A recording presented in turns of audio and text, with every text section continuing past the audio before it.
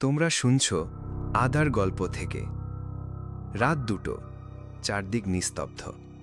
আমি তখন গ্রামে মামার বাড়িতে গিয়েছি, কিন্তু আমার মাথায় তখনও শহরের মতো কাজ। এক বন্ধু বলল, চল আজ রাতেই শ্মশান ঘুরে আসি, এখানে নাকি কিছু একটা দেখা যায় রাত 2টার পর।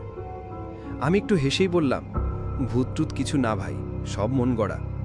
তবে ভেতরে ভেতরে একটা শিরশিরে কৌতূহল কাজ করছিল।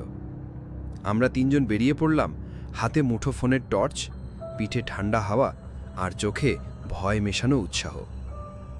শ্মশানটা ছিল গ্রামের এক কোনায়, পুরনো গাছের ছায়ায় ঢাকা, আর তার পাশে একটা পুকুর, যেটায় কেউ নাকি স্নান করে না, কারণ সেখানে আগুনের ছায়া পড়ে। আমরা যখন সেখানে পৌঁছাই তখন চারদিক শুনশান, কিন্তু আশ্চর্যের ব্যাপার, একটা চিতা তখনও জ্বলছে, অথচ কেউ নেই আশেপাশে। আমরা ভাবলাম এই তো সবে পোড়ানো হয়েছে, কিন্তু তখনই আমার বন্ধুর মুখ ফ্যাকাশে হয়ে গেল। সে বলল, এইখানেই তো দুপুরে লাশ পোড়ানো হয়েছে, আমি নিজে দেখে এসেছি, কিন্তু তখন আগুন নিভে গিয়েছিল। তাহলে এই আগুন আবার কিভাবে জ্বলছে? আমি সাহস করে আগুনটার কাছে এগিয়ে গেলাম। তখনই শুনি কেউ কাঁদছে, নরম গলায়, যেন একটা মেয়ে অনেক কষ্টে ফিসফিস করে কাঁদছে। আমরা চারদিকে তাকালাম, কেউ নেই, কিন্তু কাঁদার শব্দটা স্পষ্ট হচ্ছিল, ঠিক সেই আগুনের ভেতর থেকে। বন্ধু বলল, চল চলে যাই, কিন্তু পা তখন যেন বাঁধা। আমার দৃষ্টি তখন চিতার পাশে রাখা একটা কাঠের বাক্সে। ভেতর থেকে ঠক ঠক শব্দ হচ্ছে। আমি এগিয়ে গিয়ে বাক্সটা টোকা দিলাম, আর তখনই সেটা খুলে গেল। ভেতর থেকে একজোড়া চোখ আমার দিকে তাকিয়েছিল, সাদা বিশ্রী চোখ, কিন্তু তীব্র আগুনের আলোয় একেবারে ঝলসে ওঠা মুখ।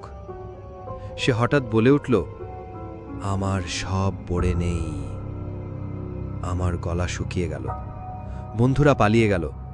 আমি দৌড়াতে গিয়েও পিছন ফিরে তাকালাম, কিন্তু তখন চিতার আগুন একেবারে অন্ধকার হয়ে গেছে, আর সেই পুকুরের জলে এক মেয়ের ছায়া। সে পুড়ছে, বারবার পুড়ছে, কিন্তু আগুন নিভছে না। পরদিন আমি জ্বর নিয়ে পড়ে থাকি।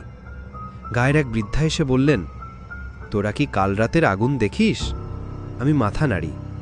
তিনি বললেন, ওখানে এক বউয়ের লাশ ঠিকমতো পোড়ানো হয়নি, সে এখনো শ্মশানে থাকে, আগুন চায়। তার আত্মা বলে, যা পড়ে নেই তা আবার আগুনে ডাক দেয়। আমি আজও সেই আগুনের তাপেই জেগে উঠি। তুমি যদি কোনোদিন গ্রামে গিয়ে রাতের শ্মশান দেখতে যাও, দয়া করে যদি কোনো চিতা আবার জ্বলে উঠতে চায়, তাকে নিভিয়ে দিয়ে চলে এসো, কারণ সেই আগুন তোমার জন্য অপেক্ষা করতে পারে।